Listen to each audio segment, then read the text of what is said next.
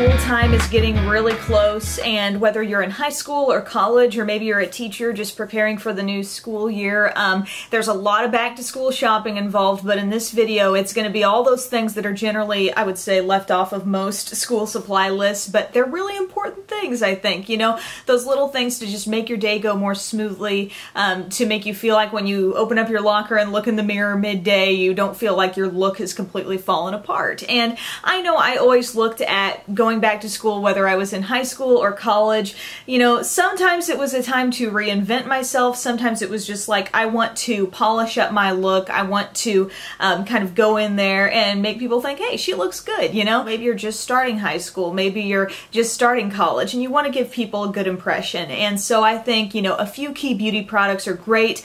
Having some things that you can tote around with you in your backpack are good too. These are just suggestions. Some people may take more, some may take less. This is not the full makeup routine that you might sit in front of your mirror and do before the start of the day. If you want to see, you know, a basic kind of fresh, natural back to school look, let me know and I'll do that. But these are just some things that you can kind of touch up with or have as your like school emergency kit. Really affordable, inexpensive things, and I'm also going to pass along just a couple of quick morning hair tips. Things that might just streamline the hair process at the start of the day that you might not have already thought about. So for starters, let's open up the bag, see what's inside. This is just a bag that came with a Mally kit that I got, but definitely use whatever just works for you. And interestingly enough, these are a lot of things that like I take with me to work too. So if you're not going back to school, but you're just, you know, going to work day to day and want to think of some things that are important to have on you, I always make sure I have a couple of bobby pins. So whatever my style is,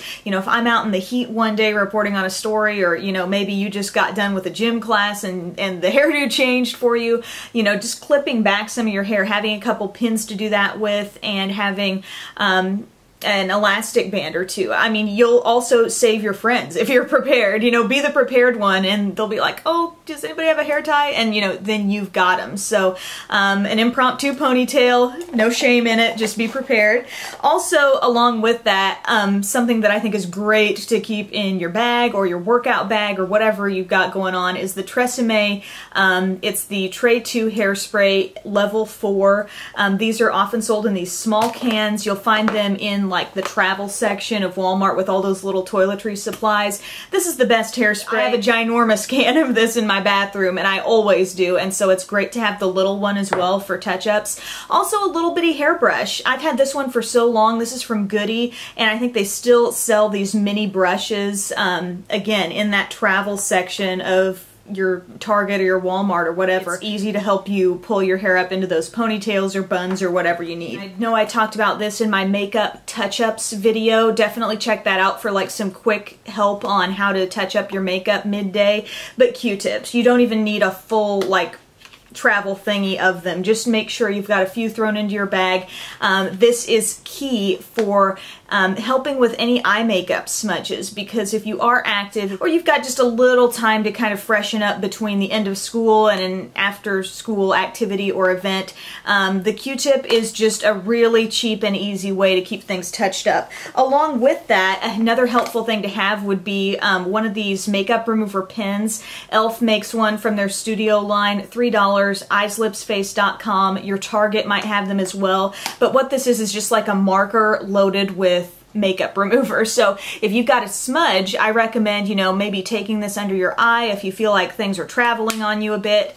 Take your little Q-tip and get rid of any excess moisture. That's the thing. I almost wish like this came with a little receptacle of Q-tips, because they work hand in hand. You don't want to have any leftover eye makeup remover on that area, or else it's just going to cause more and more things to smudge. I also think it's just good to have a liner with me. It doesn't always need to be touched up, but it's kind of like just there just in case. It's small, it doesn't take up much space anyway, so it's just, you might as well have it. I like the Maybelline Master Drama liners because they don't need to be sharpened and they are very long wearing. Chances are if you started your day with this on your eyes, you may not even need a touch up, but I know we're all, you know, different activity levels out there, and that may be something you want to touch up, so I think a liner is good to have. I get a lot of questions about what's a good pressed powder, something that can not look cakey, maybe provide a little coverage, and also help control the shine. And one of my favorites, and it has been for some time, is the L'Oreal True Match powder. Comes in a little thingy like this. There's There's your pressed powder. There is a sponge on the other side. That's something great. Also, if you want to spring for this, it's a little more high-end, a little more expensive, but the Mally Poreless Face Defender, this is like one of those clear, like gel-like products. It's lasting me forever. It doesn't take much when you use it, but basically with this product, it kind of mattifies the skin, gives it sort of a satin-like finish, kind of blurs the flaws and the pores and whatever has, you know, decided to rear its head throughout the day. But you just blot this all over your face real quickly and you've got kind of a flawless finish. So that, or if you're more of a powder girl and you want to have that powder with you, I love True Match. And then there's also the thought, well, maybe you want a little extra blush, you know, bronzer. Chances are if your powder's faded, maybe those things have faded too. I've recommended this to no end. It's the e.l.f. Contouring Blush and Bronzer. Bronzer on one side, blush on the other, kind of a universal shade, a little bit of sparkle in there, but that can give you the same glow and kind of double as almost like a highlighter type glow. So you're thinking, well, how do I put that on? The travel brush. This is the travel face brush. If you have nothing else, this is from Eco Tools, and this is a retractable kabuki. It's a really nice, dense, soft brush, and you could use this to put on your powder. You could definitely use this for the blush and the bronzer. And what's nice about this is you're not just throwing a brush into your makeup bag and then getting it all messed up. It stays really nice for you in that little container. So, I mean, that's a drugstore item. It's a great brush whether you're using it at home or taking it with you. We all like to touch up the lips as well. I remember never being without a lip balm when I was walking around the halls of high school, and something that I think is great for when you don't have a mirror to apply are the Maybelline Baby Lips. I also like Neutrogena's got a great tinted lip balm, Palladio. I mean, there are different brands that have really nice ones, and they're nice because they're putting a little color on your lips. They're making you look like you got something going on, but it's not over the top, and again, you don't need the mirror. What I've got on now is the Baby Lips in, I believe, Cherry Me. It's called Cherry Me, and it's just a great sheer red. I mean, it's perfect. If you just want to have a little bit of like popsicle red lips, that's what that is.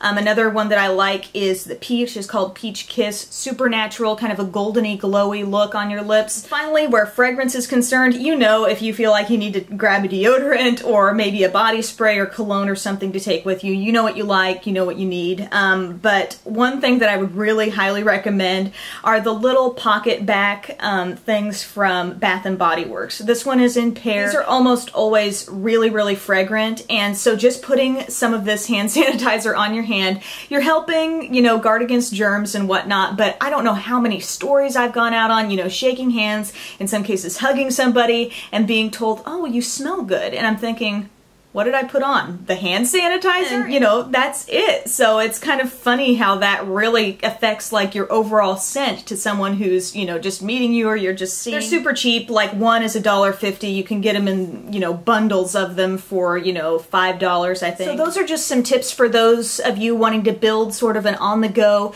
beauty bag. What should I take in my backpack throughout the day? And if you want a tutorial that's more like step-by-step getting ready, I would be happy to do that as well. Just kind of point me in the direction of what kinds of things you'd like to see there. Now, a couple tips for hair. We don't always have a lot of time to get ready, and I think a lot of people think, oh, rollers, I don't want to take that kind of time. Well, rollers, I've always said, hot rollers are a really quick way to go because you pop them in your hair and you are really done. All you have to do is take them out and like run your hands through your hair and you're good. This is a little set from Conair. These are really jumbo-sized rollers that are going to provide a lot of volume. These come with a big clip that has those little combs so you don't get the dent in your hair from like harder clips or pins or whatever. You might think, what do you do with 5 rollers? Well, you can just put like say 2 up top, 1 here, and then 1, 2, 3 on the rest of your hair, and it's like you've got suddenly a sleek turned under style. You've got tons and tons of hair, it may not be enough for you. I've got long hair, but it's kind of fine, so I can actually do this and put all these in and then just have a really sleek style. It's not a super curly style, but it's a little bit of volume up here, and then everything down here is kind of sleek and turned under.